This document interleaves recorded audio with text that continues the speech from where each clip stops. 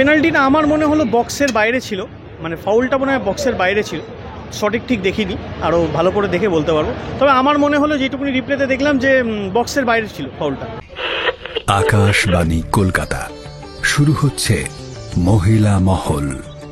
উপস্থাপনা ও প্রযোজনায় বেলা দে। অফিসিয়ালি প্রথম বড় ম্যাচ, একটা বড় হার, কি বলবে প্রথম? না, টিম ভালো খেলেছে, অবভিয়াসলি মোহনবাগানও খুব ভালো খেলেছে। আমরা ভালো খেলেছি, কিছু ক্ষেত্রে আমাদের গোলকিপার একটু নার্ভ ফেল করেছে, যেহেতু ওর জন্য প্রথম এত বড় ম্যাচ, প্রথম দুটো গোল আমার মনে হয় আমাদের গোলকিপার ভুল করেছে। বাট ঠিক আছে, খেলায় এটা হতে থাকে, আমাদের জন্য একটা বড় এক্সপিরিয়েন্স। আশা করি পরবর্তীকালে যখন খেলবো আরও ভালো খেলবো। পেনাল্টিটা নিয়ে কি বলবে? পেনাল্টিটা আমার মনে হলো বক্সের বাইরে ছিল, মানে ফাউলটা মনে হয় বক্সের বাইরে ছিল, সঠিক ঠিক দেখিনি, আরও ভালো করে দেখে বলতে পারবো। তবে আমার মনে হলো যেটুকুনি রিপ্লেতে দেখলাম যে বক্সের বাইরে ছিল ফাউলটা।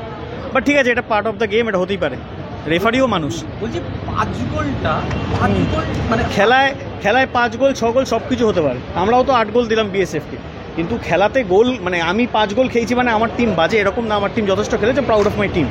এখন পরের রাউন্ডে যাওয়ার জন্য সেটা অপোনেন্ট অন্য গ্রুপে কী খেলছে সেটা তো আমার দেখে লাভ নেই।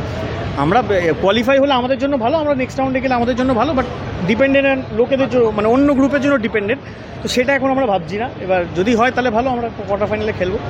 দেখো, আজকের ম্যাচের সম্বন্ধে একটা ব্যাপারই বলার আছে, যে ভারতবর্ষের সেরা দলের বিরুদ্ধে ডায়মন্ড হারবার খেলেছে, এবং আজকে ডায়মন্ড হারবারের গোলকিপার আমি বলবো পুরোপুরি নার্ভাস হয়ে গেছে।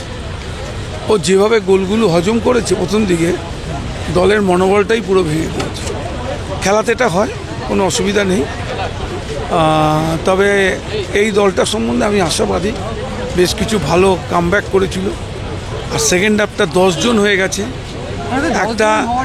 একটা নিশ্চয়ই 10 জন একটা বড় ফ্যাক্টর একটা ম্যাচে। তারপরে মোহনবাগানের মতো এরকম একটা সাবলীল দল, এত পাসিং ফুটবল, সেটা সাথে ওরা পাল্লা দিতে পারে না। অনভিজ্ঞতা আজকে ডায়মন্ড হারবারকে হারিয়ে দিয়েছে। বিশেষ করে আমি আবার বলবো, আজকে ডায়মন্ড হারবারের গোলকিপার তার সুনাম অনুযায়ী ফুটবল খেলতে পারিনি। ফুটবলে গোলকিপার একটা বড় ব্যাপার। মোহনবাগানকেও ইস্টবেঙ্গলকেও অনেক বড় ব্যবধানে হারতে হয়েছে, আমরা দেখেছি। সেই ম্যাচগুলোকে যদি তুমি পেছনে আনো, দেখবে সেক্ষেত্রে এইরকম ধরনের ঘটনা ঘটেছে। সুতরাং আজকের ম্যাচটা আমরা ভুলে যেতে চাই, আমরা আগামী দিনে তাকাতে চাই, এবং আমি আশাবাদী ডায়মন্ড হারবার আগামী দিনে ভালো ফল করবে। আমরা 23টা ম্যাচ পর আজকে পরাজিত হলাম। আমরা গত বছরে লিগ থেকে আনবিটেন ছিলাম, 33টা ম্যাচ আমরা আনবিটেন ছিলাম, আজ আমরা হারলাম, এবং হারাটা আমাদের একটা বড় ব্যবধান হলো। সেকেন্ড হাফে একবারে শুরুতেই 10 জন হয়ে যাওয়াতে, নরেশ চলে যাওয়াতে, দেখো রেফারি ডিসিশন নিয়ে তো আমি কোনোদিন কিছু বলি না। রেফারি ডিসিশন নিয়ে আমি আর মাঠের মাঝখানে কি হয়েছে, কোন খেলোয়াড় কি বলেছে, কে ধাক্কা দিয়েছে, এটা গ্যালারি থেকে দেখা সম্ভব নয়। আমি রেফারি নিয়ে এগুলো বলি না। তবে এটুকু বলতে পারি, ওর চলে যাওয়া আমাদের টিমটাকে অনেক ক্ষতি করে দিয়েছে। এইগুলো এই যে বললাম না একটু আগে, অনভিজ্ঞতার অভাব। অভিজ্ঞতা থাকলে এই কাজটা করতো না। যাই হোক, যদি গোল হতো, যদি আমার পুরো 11 জন থাকতে পারতো, হয়তো ভালো হতো।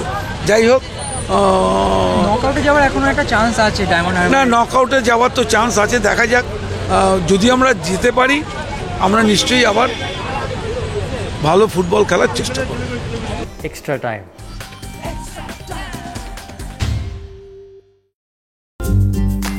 লেটেস্ট নিউজ আর এক্সক্লুসিভ ভিডিওর সঙ্গে আপডেট থাকতে এখনই সাবস্ক্রাইব করুন আমাদের ইউটিউব চ্যানেল। বেল আইকনে ক্লিক করতে ভুলবেন না যেন।